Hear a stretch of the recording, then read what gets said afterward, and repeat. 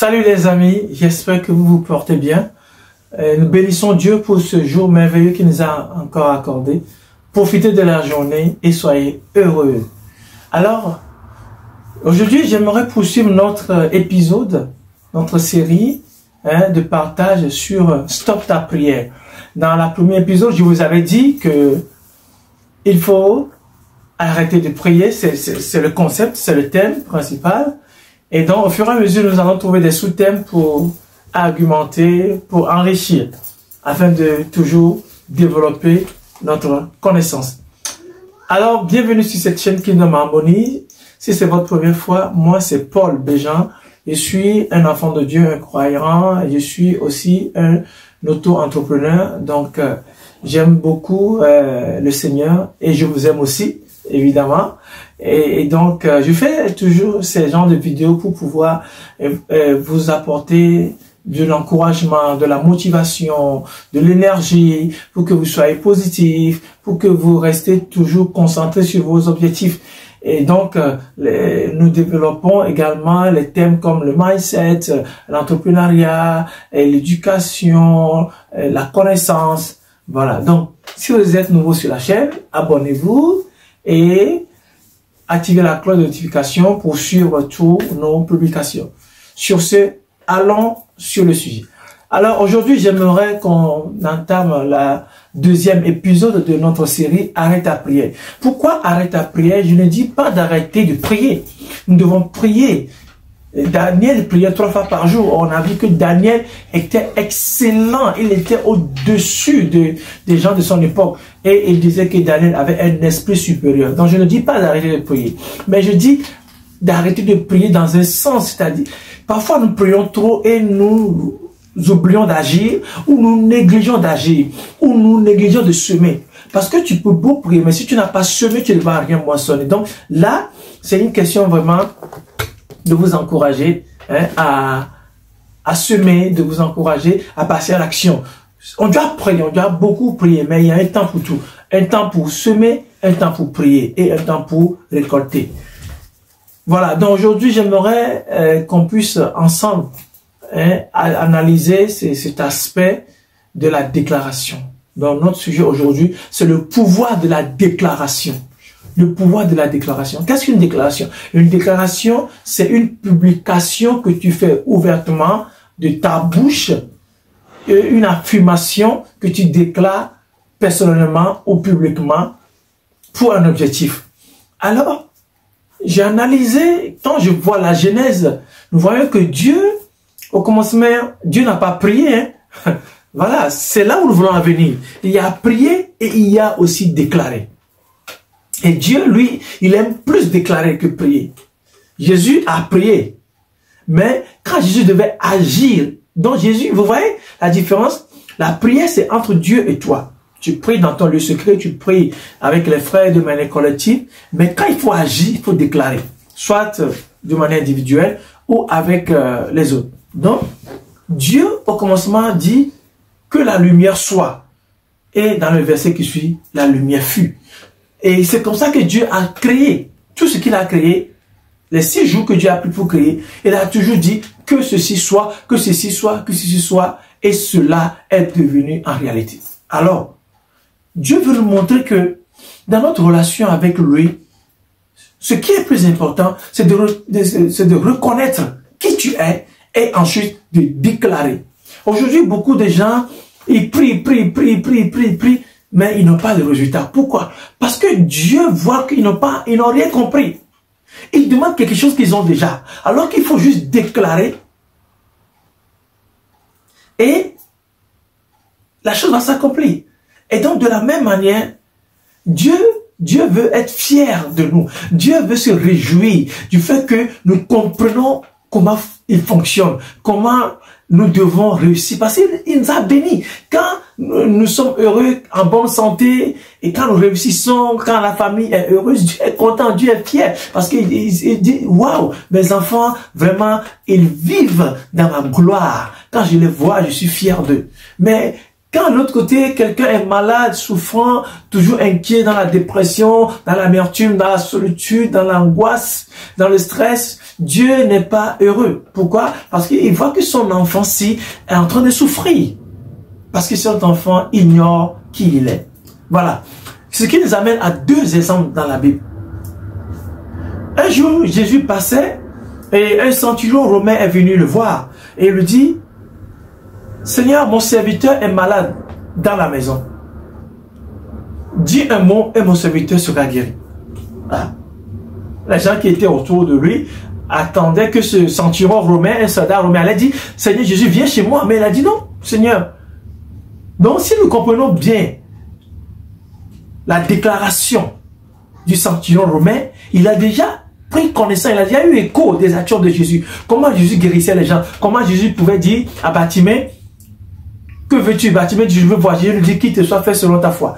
Donc, le centurion romain a déjà appris ou a déjà eu connaissance de la manière dont Jésus fonctionne. Et il dit à Jésus, moi, j'ai des serviteurs sous mes ordres. Un centurion, c'est un chef de 100 soldats. Il dit, quand je dis à l'un, il va, il va. Quand je dis à l'autre, viens, il vient. Donc, si toi aussi, de ce que j'entends dire que tu es le maître, que tu es le Messie, que tu es le sauveur, que tu es un grand enseignant, alors je crois que quand toi aussi tu vas parler, ça va agir. Vous voyez, un soldat romain qui connaît les lois spirituelles, qui comprend comment fonctionnent les dimensions spirituelles. Le spirituel domine toujours sur le physique. Alors nous allons rester là à prier, à prier, à prier, à prier, à prier, alors qu'il suffit juste de déclarer. Et les choses qui sont invisibles deviennent visibles. C'est comme ça que les choses fonctionnent. C'est comme ça que nous devons fonctionner. Non, si tu écoutes cette vidéo, digère bien la vidéo et passe à l'action. Partage la vidéo à beaucoup d'autres pour que beaucoup puissent comprendre maintenant que si tu crois en Dieu, il faut déclarer. Déclarer plus que prier. Ok. Et le centurion dit à Jésus, dis un mot et mon serviteur sera guéri. Wow, Jésus était admiratif de sa foi. Il a dit, jamais en Israël j'ai vu ce genre de foi. Et ce n'est même pas un hébreu, ce n'est même pas un juif. C'est un centurion romain.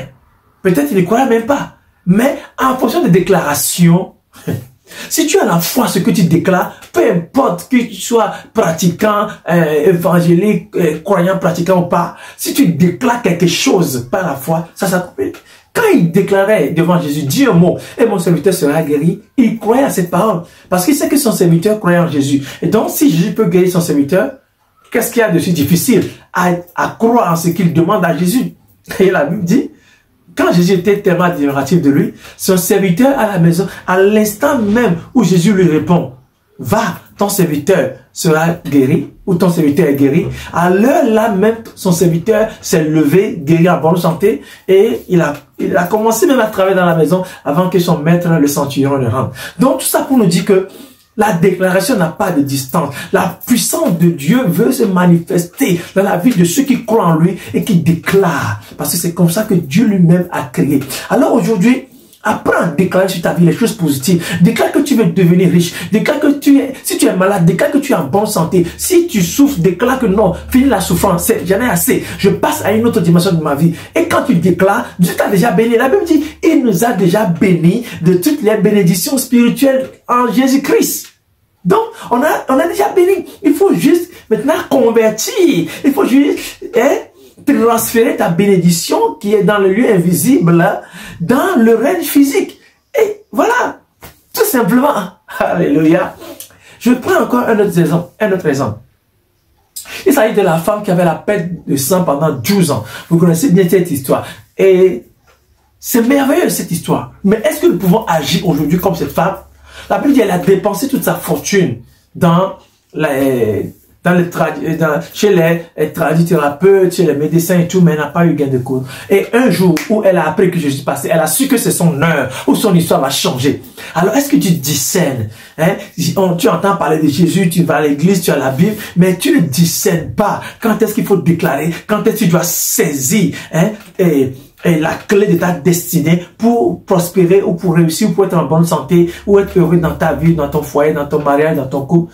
Les gens passent à côté de ça. Ils passent toute leur vie à prier et rien ne change. Alors si vraiment tu veux réussir, si vraiment tu es un enfant de Dieu, apprends à connaître Dieu, comment Dieu agit, comment Jésus fonctionne.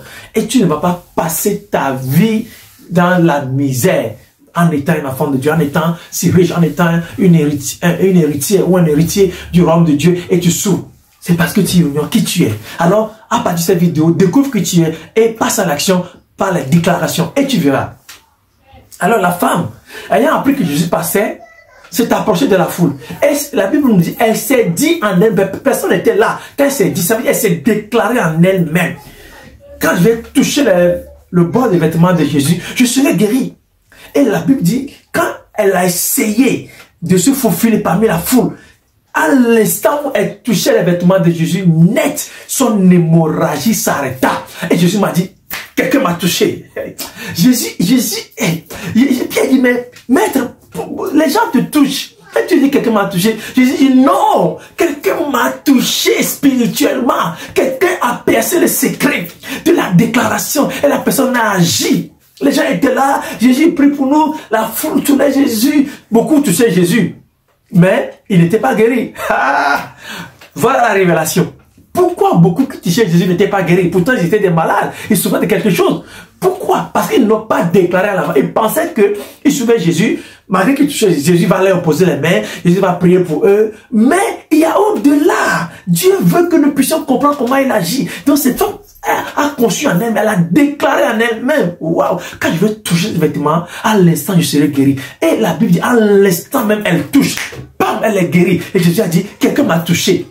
Et alors, quand Jésus a insisté, la femme s'est montrée, c'est moi qui t'a touché. Jésus dit, va ma fille, ta foi t'a sauvé. Donc vous voyez, Jésus félicite sa foi. Jésus félicite son attitude. Parce que cet homme avait déclaré.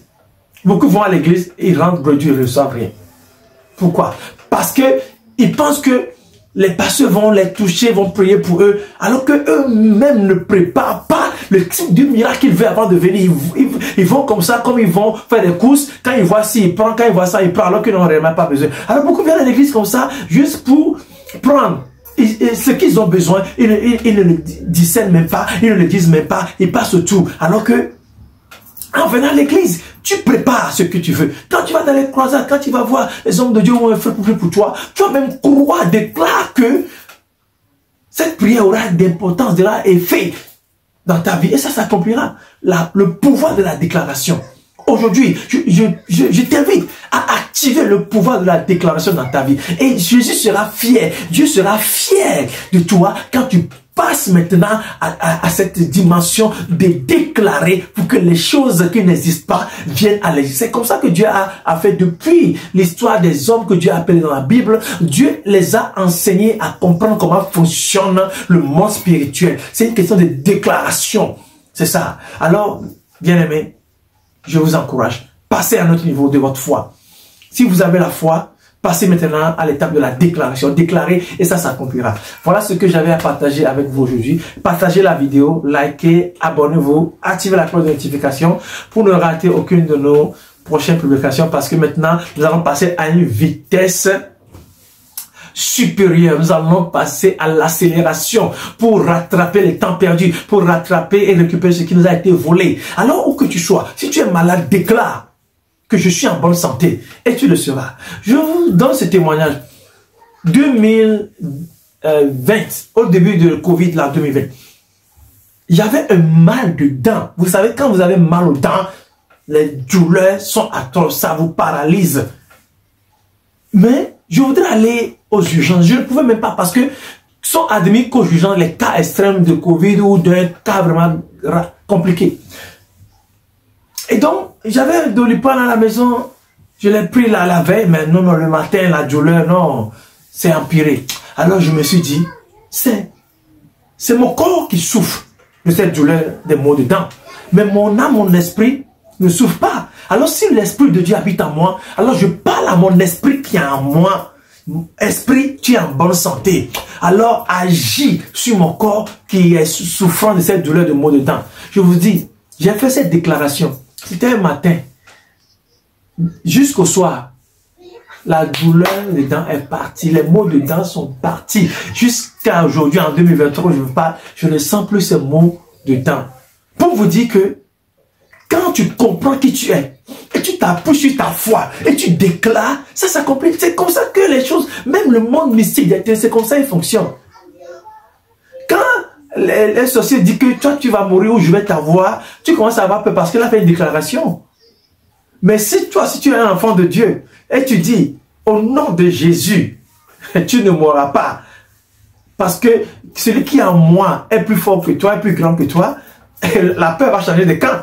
La preuve, on voit ça dans la Bible. Donc, quand Goliath, par exemple, a dit à David, je vais te tuer, David a rigolé, a dit, toi, incirconcis, moi, je vais te tuer, couper ta tête. Qu'est-ce qui s'est passé? David a dit quoi? Je viens comme toi au nom de l'Éternel des armées. David a envoyé une fronde, un caillou seulement suffit pour faire tomber un Goliath de 3 mètres et il a coupé sa tête. Vous imaginez le pouvoir de la déclaration. C'est ce que j'aimerais que vous compreniez. Quel que soit qui que vous soyez, votre dimension, que vous croyez en Dieu ou pas, quelle que soit la situation que vous traversez, problème, maladie, papier, soucis, travail, mariage, enfantement, tenez-vous ou agenouillez-vous que vous soyez et déclarez. Vous allez voir que ce que vous déclarez s'accomplira si vous avez la foi. Que Dieu vous bénisse. Partagez la vidéo et rendez-vous à notre prochaine vidéo. Shalom.